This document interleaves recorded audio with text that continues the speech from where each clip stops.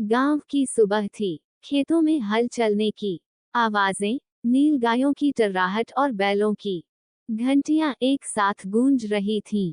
पिपलिया गांव की सरजू देवी अपने 3 बेटों की 3 बहुओं के साथ खेत में आई थीं। बरसात का मौसम था। धूप छांव के बीच तीनों बहुओं ने खेत के एक कोने में अपनी अपनी रसोई बना रखी थी। आज सास ने कह दिया था, जिस बहू की रसोई सबसे स्वादिष्ट और समझदारी से बनेगी, उसका खेत का हिस्सा मैं बड़ा कर दूंगी। रामप्यारी ने खेत के पास सूखी लकड़ियां जमा की, मिट्टी से चूल्हा बनाया, गोबर से लीपकर अग्नि तैयार की। उसने देसी घी में सरसों का तड़का देकर करेला, आलू और चना दाल बनाई। साथ में बाजरे की रोटी और खेत से तोड़कर लाई कच्ची मिर्च।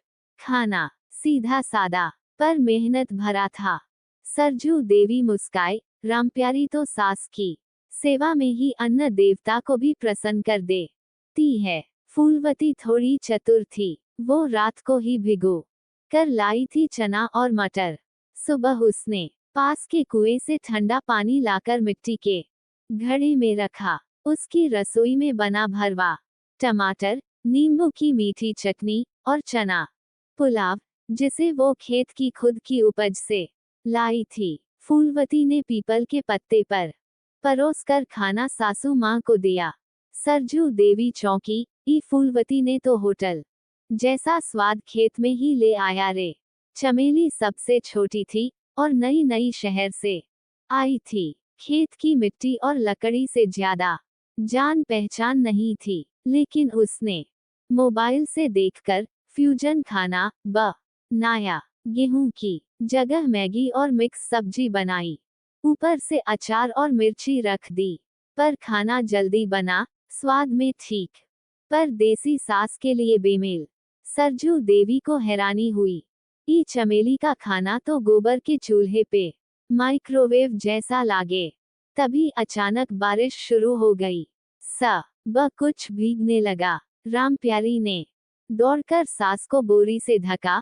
फूलवती ने पत्तों से घेर कर छांव बनाई और चमेली ने अपनी छतरी निकाल दी सास के लिए। सास की आंखें भर आईं। खाना तो सबका स्वादिष्ट रहा, पर बुढ़ापे में साथ देने वाली ममता, वो सब में बराबर निकली। अगले दिन सरजू देवी ने पूरे खेत को तीनों बहुओं में बराबर बांट दिया। साथ में ये भी कहा, जो रसोई खेत में अपने प्यार से बसाए, वो खेत खुद सोना उगाता है। मेहनत और सादगी रामप्यारी, समझदारी और योजनाबद्ध काम फूलवती, नई सोच और तकनीक का मेल चमेली। परिवार तब चलता है जब सबका प्यार, सहयोग और सेवा साथ हो। स्थान, एक छोटा सा गांव, जहां मिट्टी की महक और रिश्तों की मिठास अब भी जिंदा थी। गांव के किनारे एक बड़ा खेत था, जो हरियाली से लहलहा रहा था।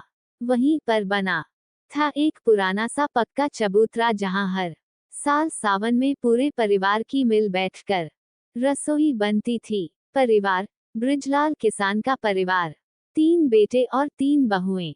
बृजलाल अब बूढ़े हो चले थे, लेकिन उनका दिल अपने खेत और परिवार से अब भी जुड़ा हुआ था। तीनों बेटों की शादियां हो चुकी थीं और अब बहुएं आ चुकी थी। बड़ी बहू गौरी, बीच वाली चंपा और सबसे छोटी बहू राधिका। गौरी सुबह 4 बजे ही उठ गई थी। खेत के कुएं से पानी भरकर वो चूल्हा सुलगाने लगी। उसके हाथों की रोटियां सीधी मिट्टी की तवे पर बिल्कुल गोल और फूली हुई धीमी आंच में सिंक रही थीं। सब्जी में उसने बैगन का भरता बनाया। खेत के ताजे बैगन और ढेर सारी सरसों की पत्ती डालकर दाल में वो देसी घी का तड़का लगाना नहीं भूली। ऊपर से गुड़ की छोटी सी कटोरी रखी गई। सास जी को मीठा बहुत भाता था। बृजलाल ने खाकर कहा, गौरी, तुम्हारे हाथों में माँ की महक है।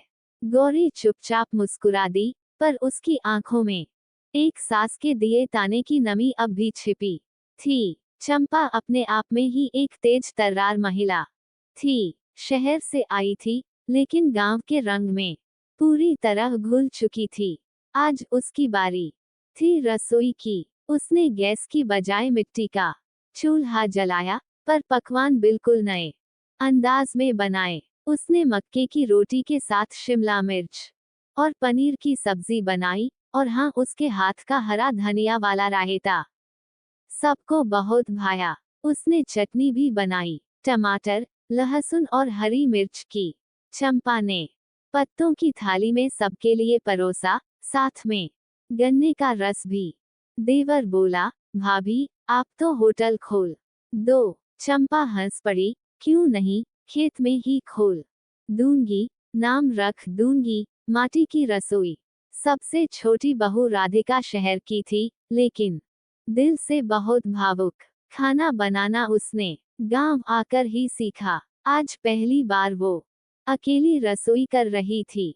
डरते डरते उठी, हाथ कांप रहे थे। सास ससुर और पूरे परिवार को क्या पसंद आए। उसने तवे पर बाजरे की रोटी बनाई। पहली बार में जली, दूसरी बार टेढ़ी, तीसरी बार थोड़ा फूली, फिर चौथी बार एकदम गोल और सुंदर। सब्जी में आलू और गाजर का मिक्स सब्जी बनाई, बहुत सिंपल, लेकिन उसने ऊपर से पुदीना और नींबू डाल दिया, जिससे स्वाद में एकदम ताजगी आ गई। सबको जब परोसा तो सास ने कहा, बहू, सादगी में भी स्वाद होता है।